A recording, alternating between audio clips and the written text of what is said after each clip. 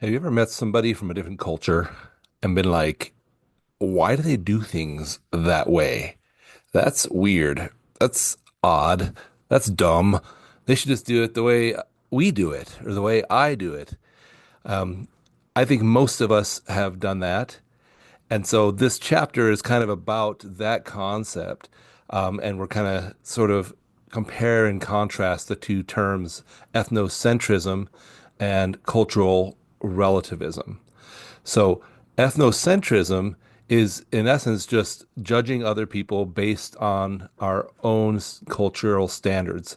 In other words, judging other people's beliefs and the things they do based on the way you are used to doing things. It's a pretty natural instinct. Most of us do it, but it can often lead us into stereotyping others. So the kind of opposite side of the coin from ethnocentrism is a term they call cultural relativism. And this is the idea of thinking about, well, different people from different places do things different ways. And so I need to try to understand their culture through the lens uh, of their culture. In other words, if I think they're doing something weird, I should ask myself, well, what is it that leads them to do it that way that's different than the way I do it? And maybe even ask myself, is there any value in this? Can I learn something here that would be helpful or useful in not only helping me understand them, but maybe even in adopting in my own situation? So this matters because when we're trying to work in teams or work in business with customers, um,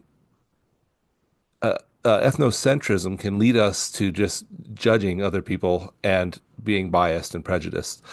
Um, if you think the way other people do things is dumb, then it's going to be very hard for you to learn anything from them.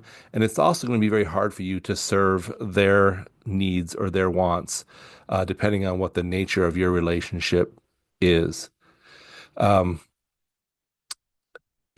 Recognize that this isn't just like being politically correct. This is more about being like human, recognizing other people grew up with different standards and different ways of doing things, and that your way might not always be the right way. But we also don't want to get caught into the trap of thinking like I have to always accept everything everyone else does. Um, there are some cultures in the world that um, that encourage violence against women, or that encourage, um, just things that we're not accustomed to encouraging. And it's okay to say, even though their cultural background allows or even encourages that practice, I've thoughtfully considered it. I've tried to be respectful to understanding their culture, and I still think it's wrong, for example, to be violent toward other people. And so we have to be careful because sometimes we can get caught up into thinking that practicing cultural relativism means we're not allowed to recognize um, things that are wrong or bad, especially if they come from another culture. But really, what it means is we want to work on being open-minded enough to understand where people are coming from through the lens as much as we can of their own culture, and trying to seek understanding of the things they believe. Also, trying to learn things that might be helpful in our own situation.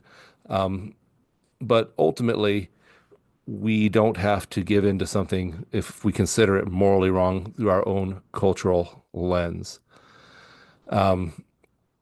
So the goal isn't just to excuse everything, but to approach other cultures with curiosity instead of judgment.